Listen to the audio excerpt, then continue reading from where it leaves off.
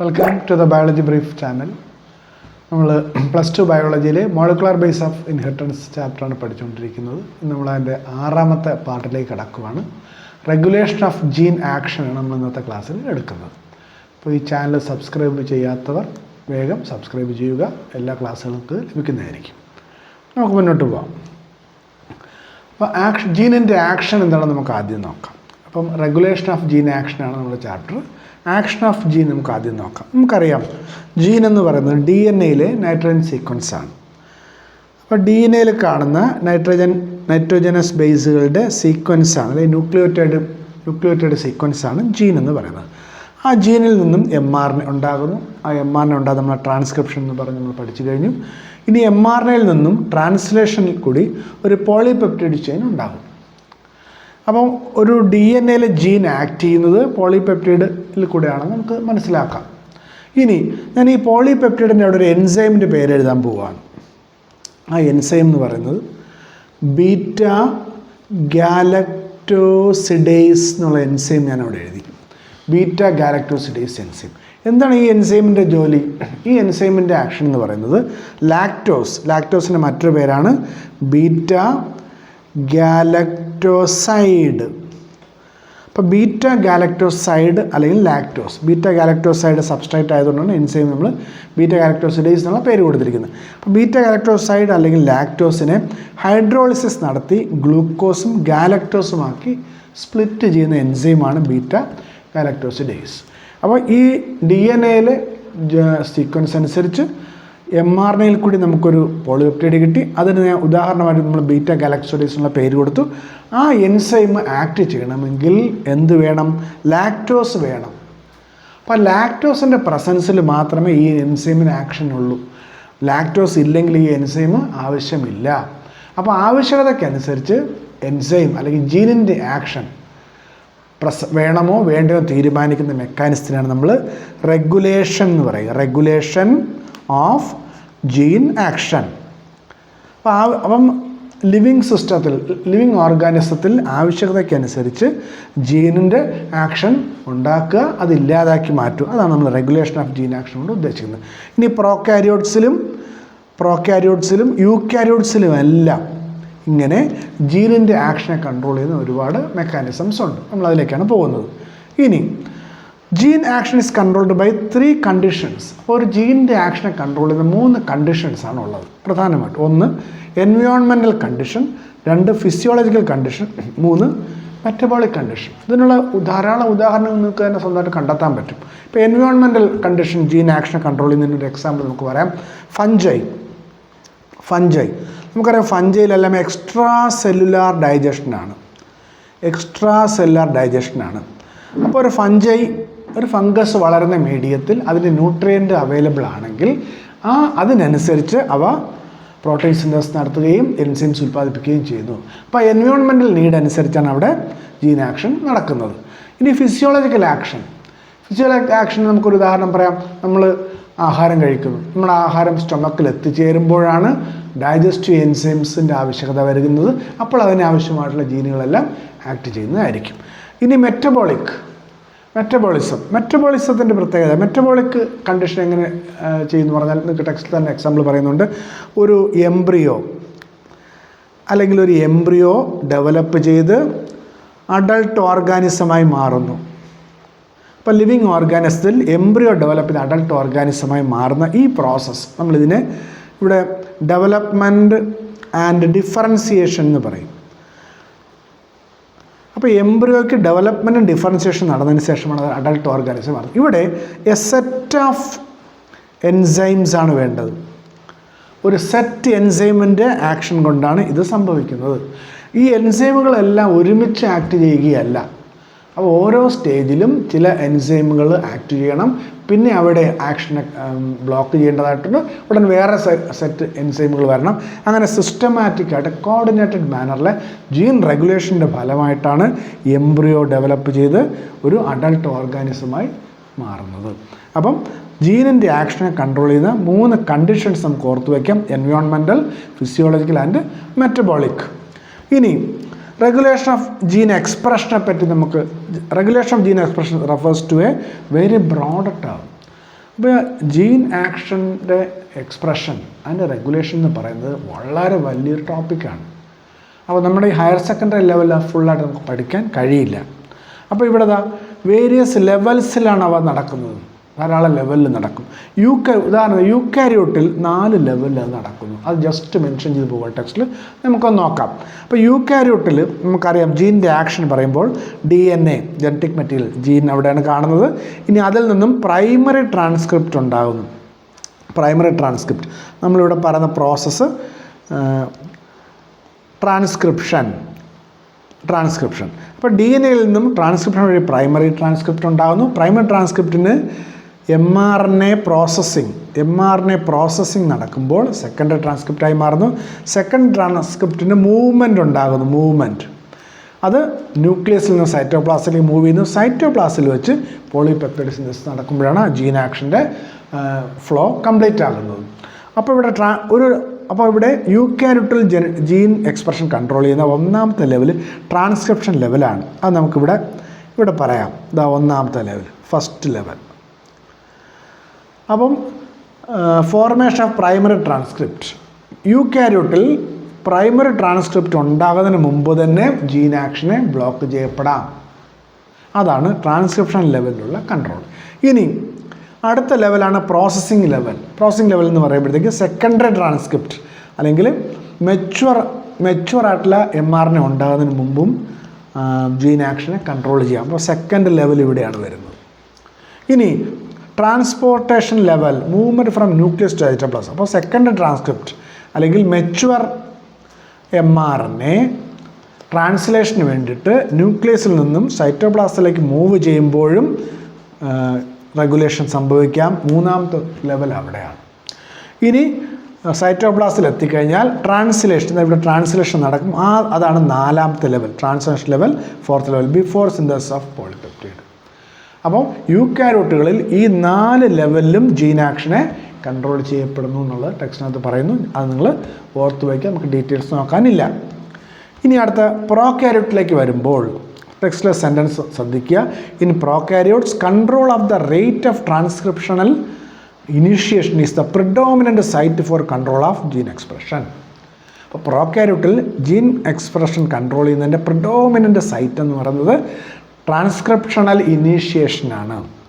എന്ന് പറഞ്ഞാൽ ഇവിടുത്തെ കൂടുതൽ കൺട്രോൾ ചെയ്യുന്നത് ട്രാൻസ്ക്രിപ്ഷണൽ ലെവലിലാണെന്നാണ് പറഞ്ഞു വെച്ചിരിക്കുന്നത്. അപ്പോൾ ട്രാൻസ്ക്രിപ്ഷൻ, അപ്പോൾ നമുക്ക് നോക്കാം. ഇവിടെ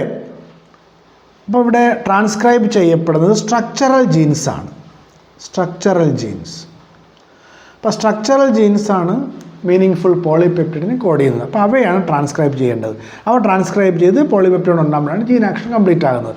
ഇനി ഈ സ്ട്രക്ചറൽ ജീനിനെ ഒരു പ്രൊമോട്ടർ സീക്വൻസ്, സ്ട്രക്ചറൽ ജീനെ ട്രാൻസ്ക്രൈബ് ചെയ്യാൻ പ്രൊമോട്ടർ സീക്വൻസ് കാണും. ഈ പ്രൊമോട്ടർ സീക്വൻസിലാണ് RNA പോളിമറൈസ് ബൈൻഡ് ചെയ്യുന്നത്.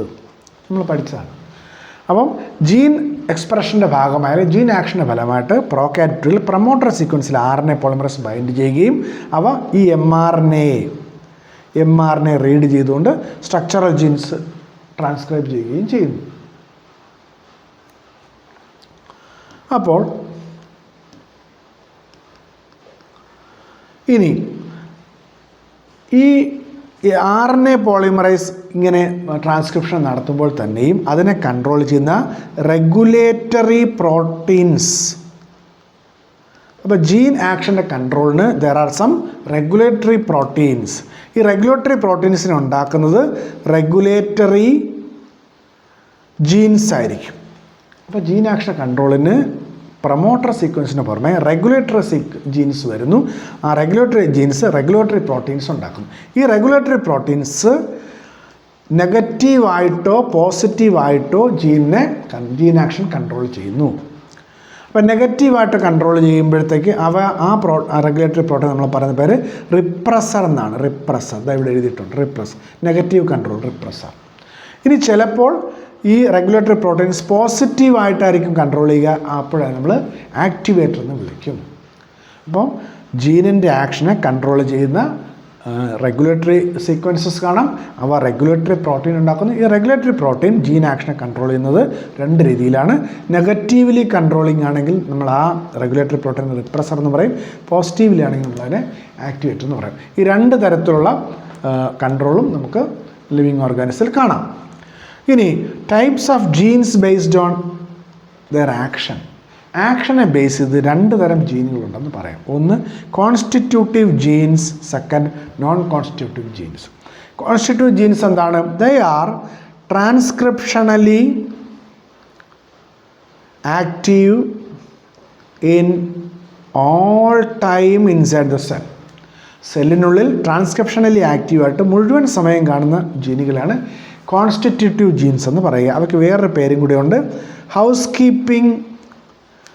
കീപ്പിംഗ് ജീൻസ് എന്നും പറയും. ഹൗസ് കീപ്പിംഗ് ജീൻസ് ഉദാഹരണം പറയുകയാണെങ്കിൽ ലിവിങ് ഹയർ ഓർഗാനിസത്തിൻ്റെ ഗ്ലൈക്കോളിറ്റിക് എൻസൈംസ്, ഗ്ലൈക്കോളിസ് നടത്തുന്ന സ്റ്റെപ്പുകളുണ്ട്. ആ സ്റ്റെപ്പിന് ആവശ്യമുള്ള എൻസൈമുകളെല്ലാം കോൺസ്റ്റിറ്റ്യൂട്ടീവ് ജീനിൽ നിന്നാണ് പ്രൊഡ്യൂസ് ചെയ്യപ്പെടുന്നത്.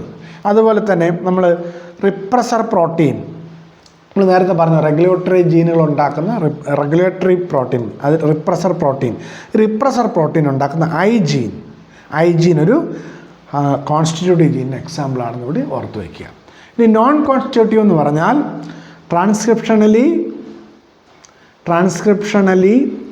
Active when needed in the cell. അപ്പോൾ ആവശ്യകത ഉള്ള സമയത്ത് മാത്രം ട്രാൻസ്ക്രിപ്ഷനിൽ ആക്റ്റീവ് ആകുന്ന ജീനുകളാണ് നമ്മൾ നോൺ കോൺസ്റ്റിറ്റ്യൂട്ടീവ് ജീൻ എന്ന് വിളിക്കുന്നത്. നമ്മൾ നേരത്തെ പറഞ്ഞ പോലെ ഫഞ്ചയുടെ കാര്യത്തിൽ എക്സ്റ്റേണൽ മീഡിയത്തിൽ അല്ലെങ്കിൽ ബാക്ടീരിയ വളരുന്ന കൾച്ചർ മീഡിയത്തിൽ ന്യൂട്രിയൻസ് ഉണ്ടെങ്കിൽ അതിനെ അസിമുലേറ്റ് ചെയ്യാൻ ആവശ്യമുള്ള എൻസൈംസ് ആവശ്യകത അനുസരിച്ച് മാത്രമേ പ്രൊഡ്യൂസ് ചെയ്യുന്നുള്ളൂ. അതല്ല നമുക്ക് നോൺ കോൺസ്റ്റിറ്റ്യൂട്ടീവ് ജീൻ എക്സാമ്പിളായിട്ട് പറയാം. അപ്പോൾ ഈ രണ്ട് തരം ജീനുകളുണ്ട്. ഇനി നിങ്ങൾ പഠിക്കുന്ന ജീനുകൾ ഇതിൽ ഏത് തരം എന്നുള്ളത് നിങ്ങൾ സ്വന്തമായിട്ട് ക്ലാസിഫൈ ചെയ്ത് മനസ്സിലാക്കുക. ഇനി നമ്മൾ ഓപ്പറോൺ എന്ന് പറഞ്ഞ ടൈമിലേക്ക് പോകണം. ഓപ്പറോൺ എന്താണ്? ഓപ്പറോൺ എന്ന് പറഞ്ഞാൽ ഒരു ഗ്രൂപ്പ് ഓഫ് ജീൻസ്, സ്വന്തമായിട്ട് കൺട്രോൾ ചെയ്യുന്ന ഒരു ഗ്രൂപ്പ് ഓഫ് ജീൻസിനെയാണ് നമ്മൾ ഓപ്പറോൺ എന്ന് വിളിക്കുന്നത്. ഈ ഓപ്പറോൺ എന്ന് പറയുന്നത് മെജോറിറ്റി ബാക്ടീരിയയിലും കാണാം, ചില യൂക്കാരിയോട്സിൽ നമുക്ക് ഓപ്പറോൺ കാണാൻ പറ്റും. ഒരു ഓപ്പറോണിൽ എന്തൊക്കെയാണുള്ളത്? ഓപ്പറോണിൽ പോളിസിസ്ട്രോണിക് സ്ട്രക്ചറൽ ജീൻ, പ്രധാനമായിട്ടും ഒരു പോളിസിസ്ട്രോണിക് സ്ട്രക്ചറൽ ജീൻ കാണാം. അതിന് പുറമെ ഒരു കോമൺ പ്രൊമോട്ടർ, അതായത് ഇവിടെ മാർക്ക് ചെയ്തിട്ടുണ്ട് കോമൺ പ്രൊമോട്ടർ. അപ്പം പോളിസിസ്ട്രോണിക് സ്ട്രക്ചറൽ ജീൻസ്, പിന്നെ ഒരു കോമൺ പ്രൊമോട്ടർ. അതിന് പുറമെ റെഗുലേറ്ററി ജീൻസും കാണാം. അപ്പോൾ റെഗുലേറ്ററി സീക്വൻസ് ആയിട്ട് ഇവിടെ കാണുന്നത് ഇത് റെഗുലേറ്ററി ജീനാണ്, അല്ലെ റെഗുലേറ്ററി സീക്വൻസ് ആണ് ഐ എന്ന് പറയുന്നത്. മറ്റൊരു റെഗുലേറ്ററി സീക്വൻസ് ആണ് ഓപ്പറേറ്റർ എന്ന് പറഞ്ഞ O എന്നിവിടെ നമ്മൾ രേഖപ്പെടുത്തിയിരിക്കുന്നത്. അപ്പം ഇത് ബാക്ടീരിയയിൽ ധാരാളം ഓപ്പറോണുകൾ കാണാം. അപ്പോൾ അവ ചെയ്യുന്ന ഫങ്ഷൻ അനുസരിച്ച് നമ്മൾ ഓപ്പറോണുകൾക്ക് പേര് കൊടുക്കും. ഒന്നാമത്തെ നോക്കൂ, lac operon full form lactose operon എന്നാണ്. നമ്മളതിനെ ഷോർട്ടായിട്ട് ലാക്ക് ഓപ്പറോൺ എന്ന് പറയും. അപ്പോൾ ലാക്ടോസിൻ്റെ മെറ്റബോളിസത്തിന് ആവശ്യമുള്ള ഓപ്പറോണാണ്, ജീൻ സിസ്റ്റമാണ് ലാക്ടോസ് ഓപ്പറോൺ എന്ന് പറയുന്നത്. അപ്പോൾ ആ ലാക്ടോസിൻ്റെ മെറ്റബോളിസത്തിന് ആവശ്യമുള്ള സ്ട്രക്ചറൽ ജീനും കാണും, അതിനൊരു പ്രൊമോട്ടർ സീക്വൻസും അതിൻ്റെ റെഗുലേറ്ററി സീക്വൻസും കാണും. അപ്പോൾ ലാക്ക് ഓപ്പറോണിൻ്റെ ഇൻഹിബിറ്ററി ജീൻ റിപ്രസർ പ്രോട്ടീൻ ഉണ്ടാക്കുകയാണെങ്കിൽ ഈ റിപ്രസർ പ്രോട്ടീൻ എന്ന് പറയുന്നത് ലാക്ക് ഓപ്പറോണിന് മാത്രം സ്പെസിഫിക് ആയിരിക്കും. അപ്പോൾ ഈ ഐ ജീൻ ഈ specific for this lac operon only. അതുപോലെ തന്നെ ഈ ഓപ്പറേറ്റർ സീക്വൻസും ഈ ലാക്ക് ഓപ്പറോണിന് മാത്രം സ്പെസിഫിക് ആയിരിക്കും എന്ന് പറഞ്ഞാൽ, ജനറലായിട്ട് പറഞ്ഞാൽ ഓരോ ഓപ്പറോണിനും റെഗുലേറ്ററി ജീനും അല്ലെങ്കിൽ ഇൻഹിബിറ്ററി ജീനും ഓപ്പറേറ്റർ സീക്വൻസും ആ ഓപ്പറോണിന് മാത്രം സ്പെസിഫിക് ആയിരിക്കും. ഇനി മറ്റു ഓപ്പറോൺ ട്രിപ്റ്റോഫാൻ ഓപ്പറോൺ, അതിനാണ് നമ്മൾ trip operon short form, tryptophan operon. Biosynthesis tryptophan ആണ് ആ ജനറ്റിക് സിസ്റ്റത്തിൻ്റെ ജോലി എന്ന് പറയുന്നത്. അപ്പോൾ 5 സ്ട്രക്ചറൽ ജീൻസ് അവിടെ കാണാം. ലാക്ക് ഓപ്പറോണിൽ നിങ്ങൾക്ക് 3 സ്ട്രക്ചറൽ ജീനാണ്, ഇവിടെ 5 സ്ട്രക്ചറൽ ജീനാണ്. ഇനി ബാക്ടീരിയയിൽ കാണുന്ന മറ്റു ഓപ്പറോണുകളും നിങ്ങൾ ടെക്സ്റ്റിനകത്ത് കൊടുത്തിട്ടുണ്ട്, നമുക്ക് detail നോക്കണമെന്നില്ല. Arabinose operon, histidine operon, വാലിൻ ഓപ്പറോൺ, ഇതെല്ലാം മറ്റു ഓപ്പറോണുകളാണ്. ഇതിൽ ഹിസ്റ്റിഡിൻ ഓപ്പറോൺ എന്ന് പറയുന്നത് 9 സ്ട്രക്ചറൽ ജീനുള്ള ഒരു വലിയ ഓപ്പറോണാണ് ഹിസ്റ്റിഡിൻ ഓപ്പറോൺ എന്ന് പറയുന്നത്. സാൽമണല്ല ടൈഫിമൂറിയം എന്ന് പറയുന്ന ബാക്ടീരിയത്തിലാണ് അത് റിപ്പോർട്ട് ചെയ്യപ്പെട്ടിട്ടുള്ളത്. ബാക്കിയെല്ലാം മെജോറിറ്റി ബാക്ടീരിയത്തിലും ഈ കൊളയിലെല്ലാം കാണുന്നതാണ്. അപ്പോൾ നമുക്ക് ഈ റിപ്രസർ പ്രോട്ടീൻ്റെ ആക്ഷനും അല്ലെങ്കിൽ ഈ ഓപ്പറോണിൻ്റെ റെഗുലേഷനെ പറ്റി പഠിക്കാനായിട്ട് ലാക് ഓപ്പറോൺ വിശദമായിട്ട് നമുക്ക് പഠിക്കേണ്ടതായിട്ടുണ്ട്. അപ്പോൾ നമുക്കിനി ലാക് ഓപ്പറോണിലേക്ക് പോകാം. നോക്കൂ, ലാക് ഓപ്പറോണിൻ്റെ ടെക്സ്റ്റിലെ ഡയഗ്രം ഇവിടെ കൊടുത്തിരിക്കുകയാണ്. അപ്പം ലാക് ഓപ്പറോൺ കൺസെപ്റ്റ് ആദ്യമായിട്ട് പറഞ്ഞത് 2 സയൻറ്റിസ്റ്റുമാരാണ്, ഫ്രാങ്കോയിസ് ജേക്കബ് ആൻഡ് ജാക്ക് മൊണോഡ്. നമ്മൾ ഷോർട്ടായിട്ട് ജേക്കബ് ആൻഡ് മൊണോഡ് എന്ന് പറയും. 1961 അവരിത് പ്രപ്പോസ് ചെയ്യുന്നത്. അപ്പം ഇതൊരു ട്രാൻസ്ക്രിപ്ഷണൽ ലെവലിലുള്ള ജീൻ കൺട്രോളാണ്, ജീൻ ആക്ഷൻ കൺട്രോളാണ്. അപ്പോൾ ട്രാൻസ്ക്രിപ്ഷണൽ ലെവലിലുള്ള ജീൻ ആക്ഷൻ കൺട്രോൾ ആദ്യമായിട്ട് റിപ്പോർട്ട് ചെയ്യപ്പെടുന്നത് ഈ ലാക് ഓപ്പറോൺ കൺസെപ്റ്റ് വഴിയാണ്. നമ്മൾ പറഞ്ഞു അതിൻ്റെ പ്രപ്പോസേഴ്സ് ഒരു ജെനറ്റിസിസ്റ്റായ ജേക്കബും ഒരു ബയോകെമിസ്റ്റായ മൊണോഡിൻ്റെയും കോമ്പിനേഷനിലാണ് ഈ ഒരു കൺസെപ്റ്റ് പുറത്തു വന്നിരിക്കുന്നത്. നമ്മൾ നേരത്തെ പറഞ്ഞതുപോലെ തന്നെ ഇവിടെ ഈ ലാക് ഓപ്പറോണിൻ്റെ ഭാഗമായിട്ടുള്ള ജീനുകൾ ഇവിടെയാണ്. ഇവിടെ ലാക് ഓപ്പറോണിൻ്റെ ഭാഗമായിട്ടുള്ള ജീനുകൾ, ലാക് ഓപ്പറോണിൻ്റെ ഭാഗമായിട്ട് ജീനുകൾ ഏതെല്ലാമാണ്? ഇത് 3 സ്ട്രക്ചറൽ ജീൻസാണ്. ഇവ സ്ട്രക്ചറൽ ജീൻസാണ്. അപ്പോൾ സ്ട്രക്ചറൽ ജീൻസിന് ഇവിടെ കൊടുത്തിരിക്കുന്ന പേര് ZYA എന്നാണ്. ഇനി ആ സ്ട്രക്ചറൽ ജീൻസിന് ഒരു കോമൺ പ്രൊമോട്ടർ കാണാം. ഇവിടെ ഒരു കോമൺ പ്രൊമോട്ടർ കാണാം. അപ്പോൾ ഈ സ്ട്രക്ചറൽ ജീനിനെ ട്രാൻസ്ക്രൈബ് ചെയ്യാനുള്ള RNA പോളിമറൈസ് വന്ന് ബൈൻഡ് ചെയ്യുന്നത് ഇവിടെ ആയിരിക്കും. RNA പോളിമറൈസ് ബൈൻഡ് ചെയ്യുന്നത് ഇവിടെ ആയിരിക്കും. ഇനി അവയ്ക്ക് ഈ പ്രൊമോട്ടർ കഴിഞ്ഞാൽ പിന്നെ ഒരു ഇൻഹിബിറ്ററി ജീൻ ഇവിടെ കാണാം. റെഗുലേറ്ററി ജീനായ ഇൻഹിബിറ്ററി ജീൻ, അതിൻ്റെ ഫസ്റ്റ് ലെറ്ററായ I ആണ് അവിടെ കൊടുത്തിരിക്കുന്നത്, ഇൻഹിബിറ്ററി ജീൻ. ഇനി ഓപ്പറേറ്റർ സൈറ്റ് ഇവിടെ കാണാം, ഓപ്പറേറ്റർ സൈറ്റും കാണാം. അപ്പോൾ ഇവിടെ ഇനി ഓരോന്നിൻ്റെ ഫംഗ്ഷൻ നോക്കുക. ഇവിടെ ഒരു പ്രൊമോട്ടർ കൊടുത്തു. ഇത് ഇൻഡിപെൻഡൻറ്റ് പ്രൊമോട്ടർ സീക്വൻസാണ്. അപ്പോൾ ഇതുമായിട്ട് ഉൾപ്പെടുന്നാൽ ഇൻഡിപെൻഡൻറ്റ് പ്രൊമോട്ടർ സീക്വൻസാണ്. അപ്പോൾ ലാക് ഓപ്പറോണിൽ ഒരു 3 സ്ട്രക്ചറൽ ജീനുകൾ കാണാം, ZYA. ഇനി ഒരു കോമൺ പ്രൊമോട്ടർ സീക്വൻസ് കാണാം, പിന്നെ ഒരു ഇൻഹിബിറ്ററി ജീൻ I കാണാം, പിന്നെ ഒരു ഓപ്പറേറ്റർ സീക്വൻസും കാണാൻ പറ്റും. ഇനി ഇതിൻ്റെ ഓരോന്നിൻ്റെ ഫംഗ്ഷൻ കൂടെ നമുക്ക് നോക്കിപ്പോവാം. ഇൻഹിബിറ്ററി ജീനായ I ആണ് റിപ്രസർ mRNA പ്രൊഡ്യൂസ് ചെയ്തുകൊണ്ടൊരു റിപ്രസർ പ്രോട്ടീൻ, ഇതാണ് റിപ്രസർ പ്രോട്ടീൻ നിർമ്മിക്കുന്നത്. അപ്പം I ജീന് റിപ്രസർ mRNA ഉണ്ടാക്കുന്നു ട്രാൻസ്ക്രിപ്ഷൻ വഴി, അതിനുശേഷം ട്രാൻസ്ലേഷൻ വഴി റിപ്രസർ പ്രോട്ടീൻ ഉണ്ടാക്കുന്നു. ഇനി പ്രൊമോട്ടർ നമ്മൾ പറഞ്ഞു കഴിഞ്ഞു, RNA പോളിമറൈസിൻ്റെ ബൈൻഡിങ് സൈറ്റാണ് പ്രൊമോട്ടർ. ഇനി റിപ്രസർ പ്രോട്ടീൻ്റെ ബൈൻഡിങ് സൈറ്റാണ് ഈ ഓപ്പറേറ്റർ എന്ന് പറയുന്നത്. അപ്പോൾ ഈ റിപ്രസർ പ്രോട്ടീനും ഈ ഓപ്പറേറ്റർ സൈറ്റും എല്ലാം ഈ ലാക് ഓപ്പറോണിന് സ്പെസിഫിക് ആയിരിക്കും. ഈ സ്ട്രക്ചറൽ ജീനിൽ ആദ്യം കാണുന്നത് Z ജീനാണ്. Z ജീനാണ് ബീറ്റ ഗാലക്ടോസിഡേസ് എന്ന് പറയുന്ന എൻസൈം കോഡ് ചെയ്യുന്നത്.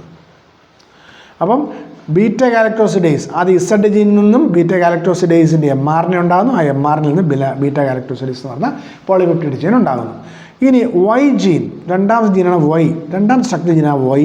പെർമിയേസ് എന്ന് പറയുന്ന എൻസൈമാണ് പ്രൊഡ്യൂസ് ചെയ്യുന്നത്, പെർമിയേസ്. അപ്പോൾ ബീറ്റ ഗാലക്ടോസിഡേസിൻ്റെ ഫംഗ്ഷൻ നമ്മൾ പറഞ്ഞു കഴിഞ്ഞു. ബീറ്റ ഗാലക്ടോസിഡേസ് എന്താണ് ചെയ്യുന്നത്? ലാക്ടോസ് അഥവാ ബീറ്റ ഗാലക്ടോസൈഡിനെ ഹൈഡ്രോളിസിസ് മുഖേന ഗാലക്ടോസും ഗ്ലൂക്കോസുമാക്കി മാറ്റും. ആ ഫംഗ്ഷനാണ് ബീറ്റ ഗാലക്ടോസിഡേസ്. അതായത് ലാക്ടോസിൻ്റെ അസിമിലേഷൻ അല്ലെങ്കിൽ ലാക്ടോസിന് ഡൈജഷൻ ചെയ്ത് ലാക്ടോസിനെ സിമ്പിൾ ഷുഗേഴ്സാക്കി മാറ്റുന്നത് ബീറ്റ ഗാലക്ടോസിഡേസ് ആണ്. ഇനി അടുത്ത Y പ്രൊഡ്യൂസ് ചെയ്യുന്നത് പെർമിയേസ് എൻസൈമാണ്. പെർമിയേസ് എൻസൈം എന്ന് പറയുന്നത് ഇവിടെ ഈ ലാക്ടോസിന് സെല്ലിനുള്ളിലേക്ക് പെർമിയബിലിറ്റി സാധ്യമാക്കുന്ന മെംബ്രെയിൻ ബൗണ്ട് പ്രോട്ടീനാണ് പെർമിയേസ് എന്ന് പറയുന്ന എൻസൈം. അപ്പോൾ പെർമിയേസിൻ്റെ പ്രസൻസിലാണ് ലാക്ടോസ് സെല്ലിനുള്ളിലേക്ക് കടക്കുന്നത്. ലാക്ടോസ് സെല്ലിനുള്ളിലേക്ക് കടക്കുമ്പോഴാണ് അതിന് ഹൈഡ്രോളിസ് സംഭവിച്ച് ഗാലക്ടോസും ഗ്ലൂക്കോസും ആകുന്നത്. ഇതിനെയാണ് എനർജി സോഴ്സായിട്ട് ഈ കൊള ഉപയോഗിക്കുന്നത്. ഇനി മൂന്നാമത്തെ സ്ട്രക്ചർ ജീനായ A ആണെങ്കിൽ ട്രാൻസ് അസെറ്റിലേസ്, ഇത് പൊതുവായിട്ടുള്ളൊരു എൻസൈമാണ്. ട്രാൻസ് അസെറ്റിലേസ് എന്ന് പറയുന്ന എൻസൈമാണ് പ്രൊഡ്യൂസ് ചെയ്യുന്നത്. അപ്പം ആദ്യം ഈ ലാക് ഓപ്പറോണിൻ്റെ ഘടന പറ്റി നല്ലോണം മനസ്സിലാക്കാൻ നമുക്കിനി അതിൻ്റെ ഓപ്പറേഷനിലേക്ക് പോകാം. നോക്കൂ, അപ്പോൾ ലാക് ഓപ്പറോൺ നമ്മൾ പറഞ്ഞു കഴിഞ്ഞു, ലാക്ടോസ് മെറ്റബോളിസം ആണ് ഇതിൻ്റെ ഫങ്ഷൻ. അപ്പോൾ അങ്ങനെയാണെങ്കിൽ ഈ ലാക്ക് ഓപ്പറോൺ സ്വിച്ച്ഡ് ഓൺ ആകുന്നതും സ്വിച്ച്ഡ് ഓഫ് ആകുന്നതും ലാക്ടോസിൻ്റെ പ്രസൻസും ആബ്സെൻസും കൊണ്ടാണ്. അതുകൊണ്ട് തന്നെ നമ്മൾ ലാക്ടോസിനെ ഇൻഡ്യൂസർ എന്ന് വിളിക്കും, ഇൻഡ്യൂസർ. അപ്പോൾ ലാക്ക് ഓപ്പറോണിൻ്റെ ഇൻഡ്യൂസറാണ് ലാക്ടോസ് എന്ന് പറയുന്നത്. അങ്ങനെ വിളിക്കാൻ കാരണം ആ ലാക്ക് ഓപ്പറോൺ സ്വിച്ച്ഡ് ഓൺ ആവുന്നതും സ്വിച്ച്ഡ് ഓഫ് ആവുന്നതും ലാക്ടോസിൻ്റെ പ്രസൻസ് അനുസരിച്ചാണ്. അപ്പോൾ ഇവിടെ നോക്കൂ, ആബ്സെൻസ് ഓഫ് ഇൻഡ്യൂസർ, ലാക്ടോസ് ഇല്ല, മീഡിയത്തിൽ ലാക്ടോസ് ഇല്ല, ലാക്ടോസ് ആബ്സെൻ്റ് ആണെങ്കിൽ ലാക്ക് ഓപ്പറോൺ സ്വിച്ച്ഡ് ഓഫ് ആകണം. അതെങ്ങനെ സ്വിച്ച്ഡ് ഓഫ് ആകുന്നു എന്നുള്ളത് വളരെ ക്ലിയർ ആയിട്ട് മനസ്സിലാക്കാം. നോക്കൂ, ഇവിടെ റെഗുലേറ്ററി ജീനായ ഐ, ഇൻഹിബിറ്ററി ജീനായ ഐ റിപ്രസർ mRNA ഫോം ചെയ്തു. അതിൽ നിന്നും റിപ്രസർ പ്രോട്ടീൻ ഉണ്ടായി. ഈ റിപ്രസർ പ്രോട്ടീൻ എന്ത് ചെയ്യുന്നു? ഓപ്പറേറ്റർ സൈറ്റിന് സ്പെസിഫിക് ആയിരിക്കും. ഈ റിപ്രസർ പ്രോട്ടീൻ ഓപ്പറേറ്റർ സൈറ്റുമായിട്ട് ബൈൻഡ് ചെയ്ത് അതിനെ ബ്ലോക്ക് ചെയ്യുന്നു. ബ്ലോക്ക് ചെയ്യുമ്പോഴത്തേക്ക് പ്രൊമോട്ടർ സീക്വൻസിൽ വരുന്ന RNA പോളിമറേസ് എൻസൈമിന് മുന്നോട്ട് മൂവ് ചെയ്ത് സ്ട്രക്ചറൽ ജീനിനെ ട്രാൻസ്ക്രൈബ് ചെയ്യാൻ കഴിയില്ല. അപ്പോൾ സ്ട്രക്ചറൽ ജീൻസ് അവിടെ ട്രാൻസ്ക്രൈബ് ചെയ്യപ്പെടുന്നില്ല, എൻസൈമുകളൊന്നും ഉണ്ടാകുന്നില്ല. എൻസൈമുകളൊന്നും ഉണ്ടാകേണ്ട ആവശ്യകതയില്ല, കാരണം അവിടെ ഇൻഡ്യൂസർ ആബ്സെൻ്റ് ആണ്. ഇങ്ങനെയാണ് ആ ലാക്ക് ഓപ്പറോൺ സ്വിച്ച്ഡ് ഓഫ് ആകുന്നത്. അപ്പോൾ നമ്മൾ ഇതിനെ പറയും നെഗറ്റീവ് ജീൻ കൺട്രോൾ എന്നതിനെ വിളിക്കുക, നെഗറ്റീവ് ജീൻ കൺട്രോൾ. അപ്പോൾ റിപ്രസർ മുഖേന ഓപ്പറേറ്റർ സൈറ്റ് ബ്ലോക്കാക്കി ഈ സിസ്റ്റം ഓഫ് ആകുന്ന ഈ കൺട്രോളിന് നെഗറ്റീവ് കൺട്രോൾ എന്ന് പറയും, നെഗറ്റീവ് കൺട്രോൾ.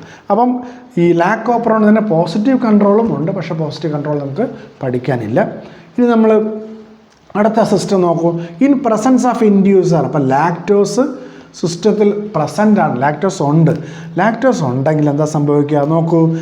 അപ്പോൾ അതുപോലെ ഇൻഹിബിറ്ററി ജീൻ റിപ്രസർ mRNA ചോദിച്ച് റിപ്രസർ പ്രോട്ടീൻ ഉണ്ടാക്കി, റിപ്രസർ പ്രോട്ടീൻ ഉണ്ടാക്കുന്നു. ഈ റിപ്രസർ ഇൻഡ്യൂസറായ ലാക്ടോസുമായിട്ട് കമ്പൈൻ ചെയ്തു. അപ്പോൾ റിപ്രസറും ലാക്ടോസ് എന്ന് പറഞ്ഞ ഇൻഡ്യൂസറും കമ്പൈൻ ചെയ്തൊരു ഇൻആക്റ്റീവ് റിപ്രസറായി മാറി. ഇതൊരു ഗ്ലൈക്കോ പ്രോട്ടീൻ ആയിരിക്കും, ഗ്ലൈക്കോ പ്രോട്ടീൻ. ഇപ്പോൾ ഈ ലാക്ടോസും ഈ പ്രോട്ടീനും കൂടെ കമ്പൈൻ ചെയ്തൊരു ഗ്ലൈക്കോ പ്രോട്ടീനായി. അത് ഇനാക്റ്റീവ് റിപ്രസർ ആയിരിക്കും. ഈ ഇനാക്റ്റീവ് റിപ്രസറിന് ഓപ്പറേറ്റർ സൈറ്റിൽ ബൈൻഡ് ചെയ്യാൻ കഴിയില്ല. അപ്പോൾ ഓപ്പറേറ്റർ സൈറ്റ് അവിടെ ഫ്രീ ആവും. ഓപ്പറേറ്റർ ഫ്രീ ആകുമ്പോൾ പ്രൊമോട്ടറിൽ RNA പോളിമറൈസ് ബൈൻഡ് ചെയ്യുന്നു. RNA പോളിമറൈസിൽ വീണ്ടും DNA കൂടെ മുന്നോട്ട് മൂവ് ചെയ്തുകൊണ്ട് ZYA തുടങ്ങിയ സ്ട്രക്ചറൽ ജീനെ ട്രാൻസ്ക്രൈബ് ചെയ്ത് അതുവഴി ബന്ധപ്പെട്ട എൻസൈം, കറസ്പോണ്ടിങ് എൻസൈംസ് ഫോം ചെയ്തു. അപ്പം ഇത് ജീൻ ഇസഡിൽ നിന്നും ബീറ്റ ഗാലക്ടോസിഡേസും ജീൻ വൈയിൽ നിന്നും പെർമിയസും ജീൻ എയിൽ നിന്ന് ട്രാൻസ്അസറ്റേസ് എൻസൈമും ഫോം ചെയ്യുന്നു. അപ്പോൾ പെർമിയസിൻ്റെ പ്രസൻസ് കൊണ്ട് ലാക്ടോസിന് സെല്ലിനുള്ളിലേക്ക് കടക്കാം. ബീറ്റ ഗാലക്ടോസിഡേസിൻ്റെ പ്രസൻസ് കൊണ്ട് ലാക്ടോസിന് ഹൈഡ്രോളിസിസ് സംഭവിച്ച് അത് ഗ്ലൂക്കോസും ഗാലക്ടോസുമായി മാറുന്നു. പക്ഷേ ഒരു കാര്യം നിങ്ങൾ ശ്രദ്ധിക്കേണ്ടത്, ഇവിടെ ഈ ജീന് സ്വിച്ച്ഡ് ഓൺ ആകുന്നതിന് മുമ്പ്, അപ്പോൾ സ്വിച്ച്ഡ് ഓൺ ആകുന്നത് ലാക്ടോസ് സെല്ലിനുള്ളിൽ കടക്കുമ്പോഴാണ്. അപ്പോൾ ലാക്ടോസ് സെല്ലിനുള്ളിൽ കടന്നില്ലെങ്കിലോ? അപ്പോൾ ആദ്യമായിട്ട് എങ്ങനെയായിരിക്കും, തുടക്കത്തിൽ എങ്ങനെയാണ് ലാക്ടോസ് സെല്ലിനുള്ളിൽ കടക്കുന്നത്? അവിടെ ഒരു പോയിന്റ് നിങ്ങൾ ശ്രദ്ധിക്കണം. അറ്റ് ലോ ലെവൽ, വളരെ ലോ ലെവലിൽ lac operon is active in the cell. അപ്പോൾ എല്ലാ സമയത്തും ലോ ലെവലിൽ ലാക്ക് ഓപ്പറോൺ ആക്റ്റീവായിക്കൊണ്ടിരിക്കും. അപ്പോൾ എന്ത് പറ്റും? സെല്ലിനുള്ളിൽ ലോ ലെവലായിട്ട് ബീറ്റ ഗാലക്ടോസിഡേസ് ഉണ്ടാവും. സെല്ലിനുള്ളിൽ പെർമിയസ് ഉണ്ടാവും. പെർമിയസ് എന്ന് പറയുന്നത് മെംബ്രെയിൻ പ്രോട്ടീനാണ്. അത് മെംബ്രെയിനിൽ അസോസിയേറ്റ് ചെയ്തിട്ട് ലാക്ടോസിന് സെല്ലിനുള്ളിലേക്ക് കടക്കാനുള്ള, കുറച്ച് ലാക്ടോസിന് സെല്ലിനുള്ളിൽ കടക്കാനുള്ളൊരു വേദി ഒരുക്കുന്നു. അപ്പോൾ കുറച്ച് ലാക്ടോസ് സെല്ലിനുള്ളിൽ കടന്നു കഴിഞ്ഞാൽ അത് റിപ്രസറുമായിട്ട് ബൈൻഡ് ചെയ്ത് റിപ്രസറിനെ ഇനാക്റ്റീവാക്കി മാറ്റും. അപ്പോൾ ഈ ജീനുകളെല്ലാം ട്രാൻസ്ലേറ്റ് ചെയ്യപ്പെടും. അങ്ങനെ കൂടുതൽ ജീനുകൾ ഉണ്ടാകുമ്പോഴത്തേക്ക് കൂടുതൽ ലാക്ടോസ് ഉള്ളിലേക്ക് കടക്കുകയും ലാക്ടോസിൻ്റെ ഡൈജഷൻ അല്ലെങ്കിൽ അതിൻ്റെ മെറ്റബോളിസം നടക്കുകയും ചെയ്യും. ഇനി എപ്പോഴാണ് വീണ്ടും ഇത് സ്വിച്ച്ഡ് ഓഫ് ആകുന്നത്? ഈ സെല്ലിനുള്ളിൽ മുഴുവൻ ലാക്ടോസ് ഉപയോഗിക്കപ്പെടും. സെല്ലിനുള്ളിൽ മുഴുവൻ ലാക്ടോസ് ഉപയോഗിക്കപ്പെട്ടു. അതിനുശേഷം ഈ റിപ്രസറുമായിട്ട് ബൈൻഡ് ചെയ്തിരിക്കുന്ന ആ ലാക്ടോസും ഉപയോഗിക്കുമ്പോഴത്തേക്ക് ഈ റിപ്രസർ ഫ്രീ ആകുന്നു. ആ റിപ്രസർ പോയി ഈ ഓപ്പറേറ്റർ സൈറ്റിൽ ബൈൻഡ് ചെയ്യുമ്പോഴത്തേക്ക് വീണ്ടും ഈ സിസ്റ്റം സ്വിച്ച്ഡ് ഓഫ് ആകുന്നു. അപ്പോൾ ലാക്ടോസിൻ്റെ പ്രസൻസും ആബ്സെൻസും ക്ലിയറായിട്ട് ഈ സിസ്റ്റത്തിന് ഈ ഓപ്പറോണിനെ ക്ലോസ് ആക്കുകയും ഓപ്പൺ ആക്കുകയും ചെയ്യുന്നു. നമുക്കിതിനെ വേണമെങ്കിൽ ഈ ബീറ്റ ഗാലക്ടോസിഡേസിൻ്റെ സബ്സ്ട്രേറ്റാണ് ലാക്ടോസ്. അപ്പോൾ ലാക്ടോസ് അല്ലെങ്കിൽ സബ്സ്ട്രേറ്റ് ഒരു എൻസൈമിൻ്റെ ആക്ഷനെ കൺട്രോൾ ചെയ്യുന്നതിന് എക്സാമ്പിളായിട്ട് നമുക്ക് ഓപ്പറോൺ കൺസെപ്റ്റ് പറയാൻ പറ്റും. നിങ്ങൾക്ക് ഈ കൺസെപ്റ്റ് ക്ലിയർ ആയെന്ന് വിചാരിക്കുന്നു. നമുക്കിതിൻ്റെ 5 ക്വസ്റ്റ്യനും കൂടെ ചോദിക്കാം. കഴിഞ്ഞ വർഷങ്ങളിൽ എല്ലാ പരീക്ഷയ്ക്കും എല്ലാ നീറ്റിനും ഓരോ ക്വസ്റ്റ്യൻ ഈ ടോപ്പിക്കിൽ നിന്ന് ചോദിച്ചിട്ടുണ്ടായിരുന്നു. നമുക്ക് ഒന്നാമത്തെ ക്വസ്റ്റ്യൻ എന്ന് പറയുന്നത് നോക്കുക 2024 ചോദിച്ച ക്വസ്റ്റ്യനാണ്. ഫസ്റ്റ് ക്വസ്റ്റ്യൻ നോക്കാം. 2024 ക്വസ്റ്റ്യനാണ്. Given below are 2 statements. Number 1, in addition to lactose, glucose or galactose can also induce lacoperon. ആ സ്റ്റേറ്റ്മെൻറ്റ് റോങ് ആണ്. കാരണം ലാക്ടോസ് മാത്രമാണ് ലാക്കോപ്പറിലെ ഇൻഡ്യൂസറായിട്ട് പ്രവർത്തിക്കുന്നത്. ലാക്ടോസിൻ്റെ ആബ്സെൻസിൽ ഗ്ലൂക്കോസിനോ ഗാലക്ടോസിനോ ഒരിക്കലും ഇൻഡ്യൂസറായിട്ട് പ്രവർത്തിക്കാൻ കഴിയില്ല. സ്റ്റേറ്റ്മെൻറ്റ് തെറ്റാണ്. ടെക്സ്റ്റിൽ വ്യക്തമായി പറഞ്ഞിട്ടുണ്ട്. Statement 2, in the lac operon the Z gene code for beta galactosidase which is primarily responsible for the hydrolysis of lactose into galactose and glucose. ശരിയാണ് അല്ലേ? ഇസഡ് ജീനാണ് ബീറ്റ ഗാലക്ടോസിഡേസ് എൻസൈം ഉണ്ടാക്കുന്നത്. അതിൻ്റെ ജോലി ഹൈഡ്രോളിസിസ് ഓഫ് ലാക്ടോസ് നമ്മൾ പഠിച്ചു. ആ statement ശരിയാണ്. അപ്പോൾ നമുക്കിവിടെ ഓപ്ഷൻ എന്ന് പറയുന്നത്, നമ്മുടെ ആൻസർ എന്ന് പറയുന്നത് statement 1 is incorrect but statement 2 is correct. ആ ആൻസറിലേക്ക് നമ്മൾ പോകും. ഇനി അടുത്ത ക്വസ്റ്റ്യൻ, അത് 2024 റീനീറ്റിന് ചോദിച്ച ക്വസ്റ്റ്യനാണ്. എന്താണ്? The lactose present in the growth medium of bacteria is transported in to the cell by the action of. അപ്പോൾ ഗ്രോത്ത് മീഡിയ പുറമേ കാണുന്ന ലാക്ടോസ് സെല്ലിനുള്ളിലേക്ക് കടക്കുന്നത് ആരുടെ ആക്ടിവിറ്റി കൊണ്ടാണ്? ഡയറക്റ്റ് ക്വസ്റ്റ്യനാണ്. പെർമീസാണ്. നമ്മൾ പറഞ്ഞു മെംബ്രെയിൻ ബൗണ്ട് ആയിട്ടുള്ള എൻസൈമാണ്, പ്രോട്ടീനാണ്. അതാണ് permeability of lactose in to the cell സാധ്യമാക്കുന്നത്. അപ്പോൾ പെർമീസാണ് നമുക്ക് അവിടുത്തെ ആൻസർ. നെക്സ്റ്റ് ക്വസ്റ്റ്യൻ 2023 ഒരു മാച്ച് ദ ഫോളോയിങ് ക്വസ്റ്റ്യനാണ്. അപ്പോൾ ഇവിടെ നിങ്ങൾ മാച്ച് ചെയ്യുമ്പോഴത്തേക്ക് ജീനും ആ ജീൻ ഉണ്ടാക്കുന്ന എൻസൈമാണ് ഇവിടെ ചോദിച്ചിരിക്കുന്നത്. അപ്പോൾ നിങ്ങൾ ഒരു കാര്യം ശ്രദ്ധിച്ചോണം, ആ ജീനിൻ്റെ ഓർഡർ നിങ്ങളൊന്ന് ശ്രദ്ധിക്കുക. ഐ ജീൻ ആദ്യം കാണാം, പ്രൊമോട്ടർ സീക്വൻസ് രണ്ടാമത് കാണാം, ഓപ്പറേറ്റർ വീണ്ടും കാണാം, പിന്നെ സ്ട്രക്ചറൽ ജീൻസായ ZYA. ഇങ്ങനെയാണ് ജീനിൻ്റെ ഓർഡർ. IPOZOE. അപ്പോൾ ഈ ഓർഡറിൽ തന്നെ നിങ്ങൾ മാച്ച് ചെയ്യാൻ ശ്രമിച്ചാൽ പെട്ടെന്ന് ആൻസറിലേക്ക് തെറ്റാതെ എത്താൻ പറ്റും. നമുക്കറിയാം ജീൻ ഐ എന്ന് പറയുന്നത് റിപ്രസർ പ്രോട്ടീനെയാണ് ഉണ്ടാക്കുന്നത്. ഇനി അടുത്ത സ്ട്രക്ചറൽ ജീനാണ് അടുത്ത എൻസൈം ഉണ്ടാക്കുക. സ്ട്രക്ചറൽ ജീൻ എന്താണ്? ഇസഡ് ആണ് beta galactosidase, Y permease, A transacetylase. അപ്പോൾ നമ്മുടെ ഓപ്ഷൻ എന്ന് പറയുന്നത് A2, B3, C4 and D1 എന്നുള്ള ഓപ്ഷൻ നിങ്ങൾ ആൻസർ ചെയ്താൽ നമുക്ക് മാർക്കായി. ഇനി അടുത്ത ക്വസ്റ്റ്യൻ നോക്കൂ. 2022 എല്ലാ വർഷവും ഓരോ ക്വസ്റ്റ്യൻ ഈ ടോപ്പിക്കിൽ നിന്ന് വന്നിരിക്കുക. In an equalise strain I gene gets mutated and its product cannot bind to inducer molecule. If growth medium is provided with lactose, what will be the outcome? നോക്കുക ക്വസ്റ്റ്യൻ.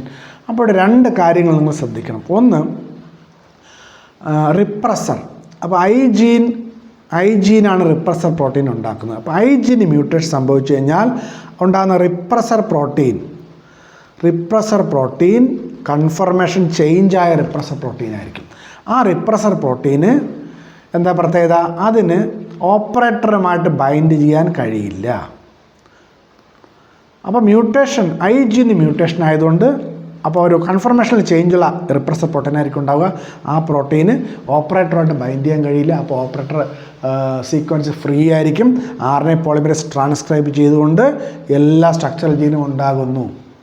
രണ്ടാമത്തത് at low level, at a small level, lacoperon is active at all time. എല്ലാ സമയത്തും ഈ കൊളയിൽ ലാക്കോപ്പറോൺ active ആയിരിക്കും ചെറിയ ലെവലിൽ. അപ്പോൾ ചെറിയ തോതിൽ അവിടെ എൻസൈമുകൾ ഉണ്ടായിക്കൊണ്ടിരിക്കും എന്നർത്ഥം. അപ്പോൾ പെർമിയേസ് എൻസൈം ചെറിയ ലെവലിൽ മുഴുവൻ സമയം ഉണ്ടെങ്കിൽ ഈ പെർമിയേസ് കാരണം ലാക്ടോസിന് സെല്ലിനുള്ളിലേക്ക് പോകാനുള്ള സാഹചര്യവുമുണ്ട്.